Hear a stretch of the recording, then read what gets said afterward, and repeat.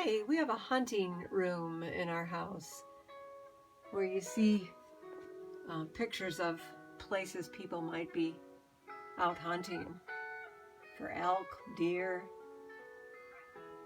maybe pheasants. And in South Dakota's history, long before there were stores for shopping, there was a lot of hunting that went on because hunting was necessary to provide food, especially in the winter. And so here are some things that you might see, and after you watch this video, maybe you can write down how many things you can remember. Most people that traveled to hunt, of course, carried some type of gun. This one my husband built when he studied the way that guns were built in the 1800s. Put it together piece by piece. Of course, besides just a gun, you need something in the gun that's going to fire when you shoot it. Here's an old powder horn. Came from an animal's horn. Filled up with powder that would explode when it was lit to fire and carried along on your horse or whatever. So there's a rope or a string there to put it on your body, take it with you, because you had to keep refilling the gun when it was done firing. There are some other things that were used to fire as well. Different kinds of pellets, balls, what we call them musket balls. If they were hunting a small animal like a pheasant, they'd be very tiny, and some were bigger. This was used somehow to fill the gun and ram in what you need loaded in your gun before you fire it.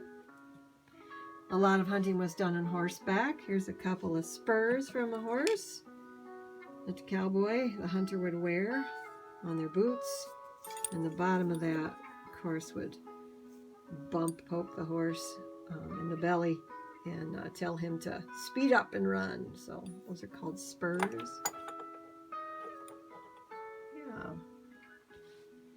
Over here are some hunting knives, and that's something that you would need if you got a big deer, buffalo, too heavy to carry. You'd have to dress it, they call.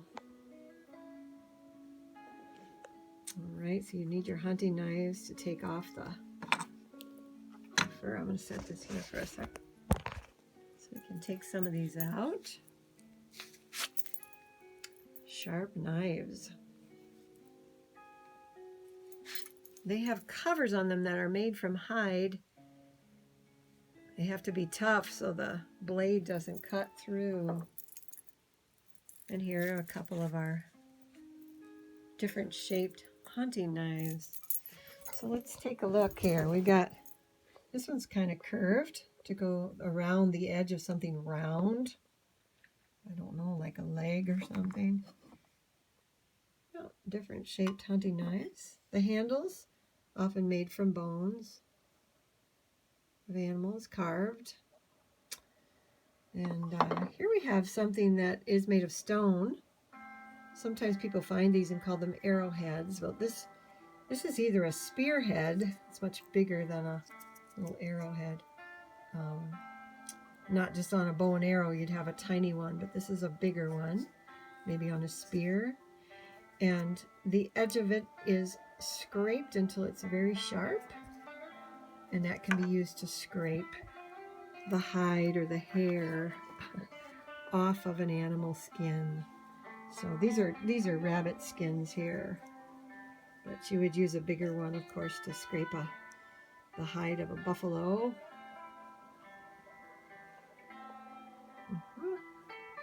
If you got lost on the trail and didn't know where you were, you might need a compass so you could check and see which way is north. Oh, that way is north. I'm trying to go west. So turn that horse around.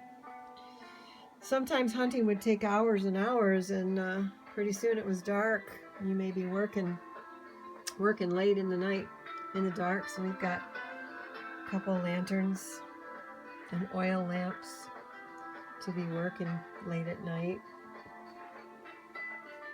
So those are just a few things here. A couple bow and arrows, homemade, handmade.